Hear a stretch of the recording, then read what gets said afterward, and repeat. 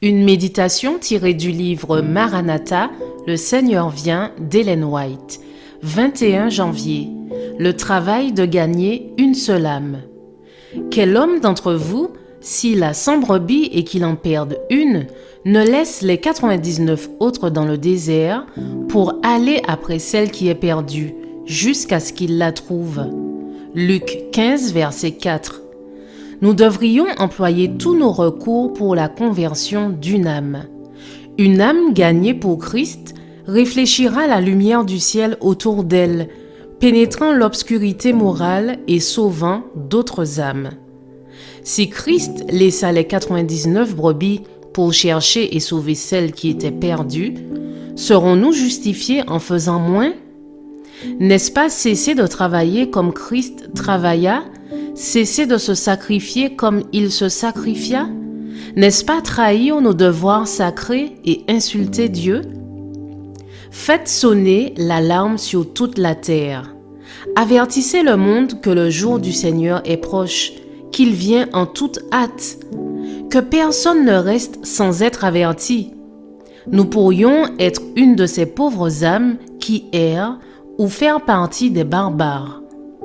En accord avec la vérité que nous avons reçue en plus grande partie que les autres, nous avons le devoir de la leur impartir. Nous n'avons pas de temps à perdre, la fin est proche. Le chemin à parcourir sera bientôt bordé de dangers de part et d'autre, tandis que nous voyagerons d'un lieu à un autre pour répandre la vérité. L'ennemi fera tout ce qui est en son pouvoir pour obstruer la voie des messagers du Seigneur, en sorte qu'il ne leur sera plus possible de faire alors ce qu'ils peuvent accomplir aujourd'hui. Nous devons regarder notre travail bien en face et aller de l'avant aussi rapidement que possible. Dieu m'a montré, nous dit l'auteur, que les puissances des ténèbres sont à l'œuvre sur la terre avec un grand déploiement d'énergie, tandis que Satan s'avance furtivement pour surprendre ceux qui sont endormis à la manière d'un loup qui fond sur sa proie.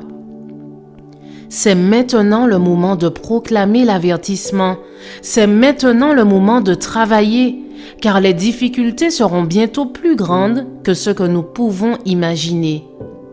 Que Dieu nous aide à nous maintenir là où brille la lumière, à travailler les yeux fixés sur Jésus, notre chef, et à avancer patiemment sans jamais nous lasser jusqu'au jour de la victoire finale.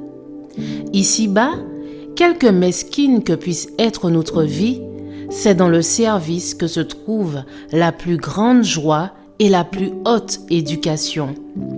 Et dans notre état futur, libre des limitations de l'humanité pécheresse, c'est encore dans le service que nous jouirons du plus grand bonheur et de l'éducation la plus élevée. Je vous souhaite une excellente journée, que Dieu vous bénisse.